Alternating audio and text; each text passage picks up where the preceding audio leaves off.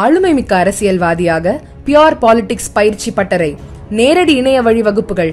உங்கள் சீட்டிற்கு முந்துங்கள். 7388824242.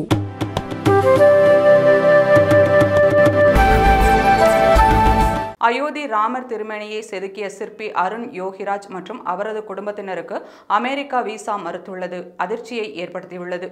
அயோத்தி ஸ்ரீ ராமர் கோவில் பிராண பிரதிஷ்டை வைபவம் ஜனவரி 22ஆம் தேதி நடைபெற்றது.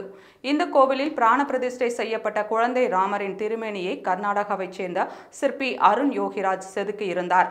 இந்த திருமேனி மிகவும் தத்ரூபமாக இருந்ததாக அனைவராலும் பாராட்டப்பட்டது. குறிப்பாக ராமர் திருமேனியின் கண்கள் அனைவரது கவனத்தையும் ஈர்த்தது. இந்நிலையில் அமெரிக்காவின் கன்னட கூட்டா சங்கம் அந்நாட்டின் விர்ஜீனியா மாகாணத்தில் உள்ள ரிச்மாண்ட் நகரில் உலக கன்னட மாநாட்டை நடத்த திட்டமிட்டுள்ளது.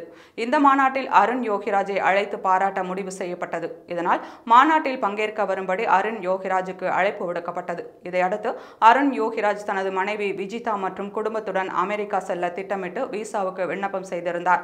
இந்நிலையில் அருண் யோகிராஜ் மற்றும் அவரது குடும்பத்திற்கு விசா வழங்க அமெரிக்கா மறுத்துள்ளது.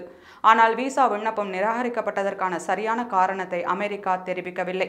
இந்த விவகாரம் கன்னட கூட்டமைப்பினர் மட்டுமன்றி இந்துக்கள் மத்தியிலே அதிர்ச்சியை ஏற்படுத்தியுள்ளது. நெட்டிசன்கள் பலரும் அமெரிக்காவை இணையத்தில் விமர்சித்து வருகின்றனர்.